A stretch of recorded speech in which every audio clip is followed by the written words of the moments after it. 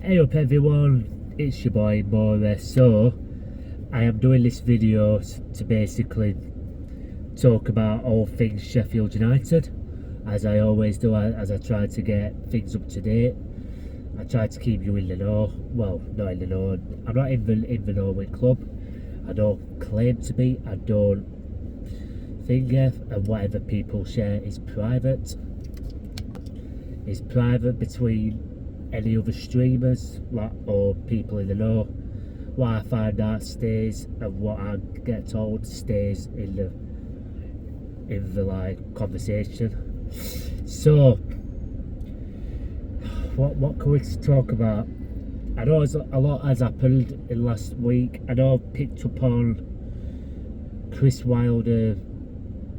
Did I? Yeah, Chris Wilder joining Ruben Sayers as being sacked. But if you missed it, and just in case you missed it, so on the 15th of September, Ruben Sayers has been sacked of his duties due to a dismal performance at Ipswich. But I know Sheffield United lost 5-0, but the performances before, he lost 5 on bounce and he's been sacked after losing 6 on bounce.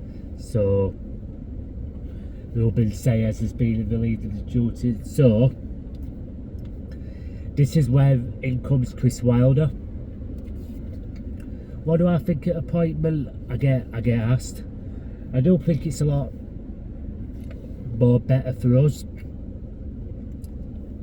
simply because it's more sturdier hands, it's more secure, he gets the players motivated.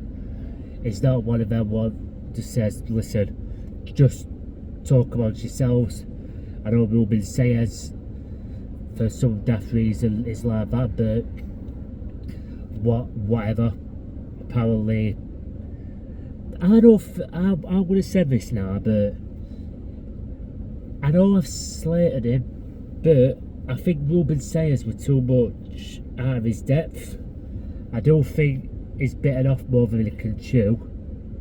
That's nothing against him. I know I said once, get out, Ruben out, but like when fans are singing you're getting sacked in the morning, it was a bit harsh at Middlesbrough, but I'll flip the narrative. At Ipswich, there were final curtains. I wanted him gone. I was disappointed. More so, I was disappointed in Ruben losing his job, because it did seem like a good prospect to become a good manager. But were it because he came to Bramall Lane with Hull and they thrashed us? But would that be because he's basically had a lot more depth in squad and we just had a threadbare squad? But like, fast forward to now, we are sat currently bottom with 6 losses, 6 games. I think it was 13 goals conceded, scored 1. Yeah. It's going to be a bit of a Charlton reflect and a Oxford preview. So I'm going to try and do it under 10 minutes.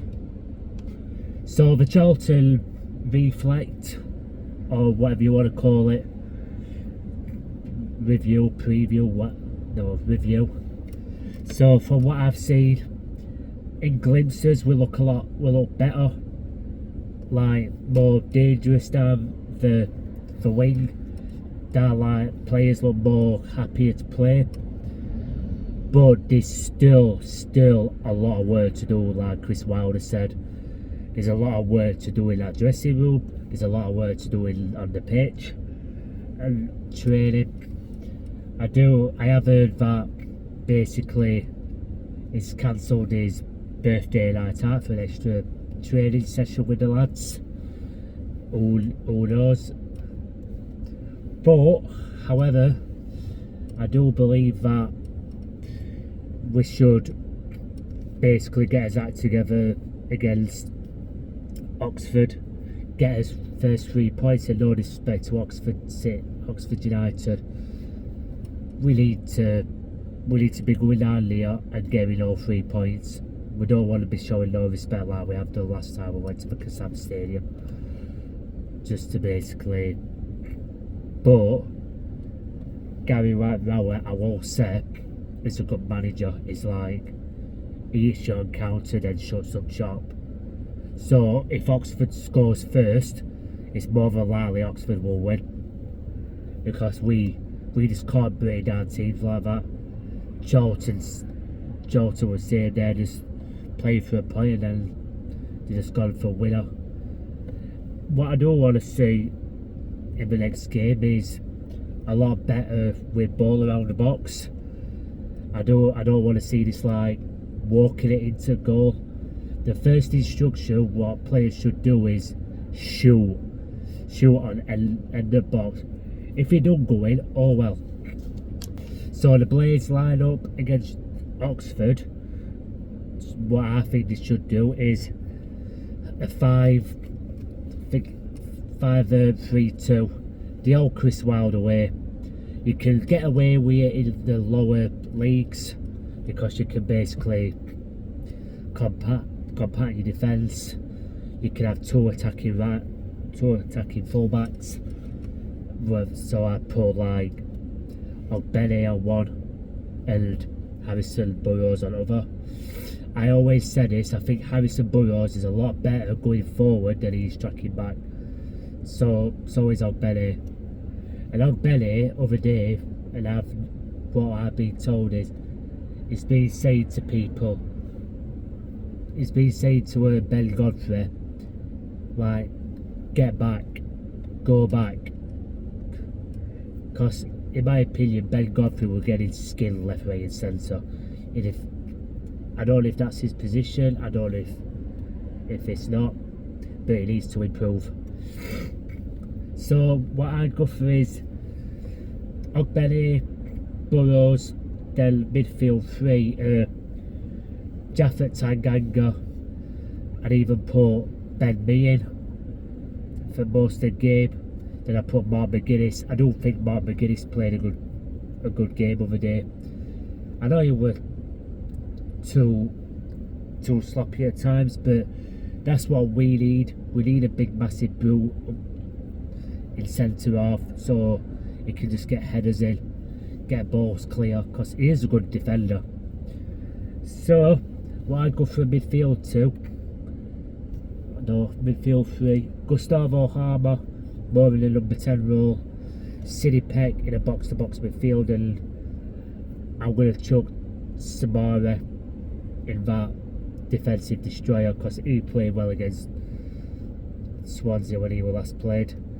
And up front I'd put Danny Ings and Tyrese Campbell. I don't think Tom Cannon's cutting the mustard at the moment. So that's just what I think. I don't think Oxford's got dangerous players. They've got Paquetá, I think. Is it Paquetá?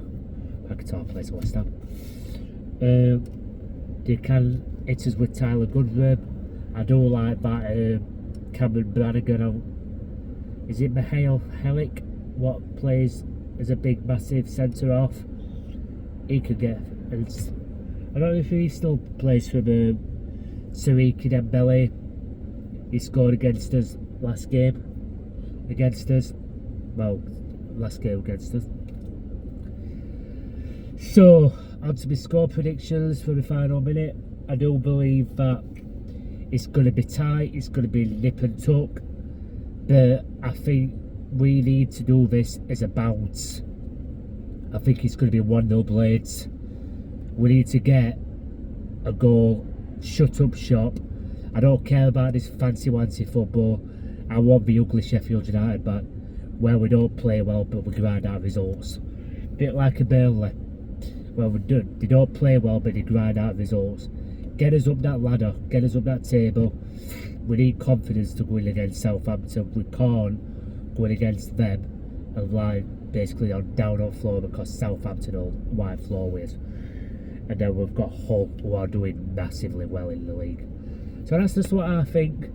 Let me know what you think. Please subscribe, please give a like, please share, help my channel grow, and as always, up the Blades.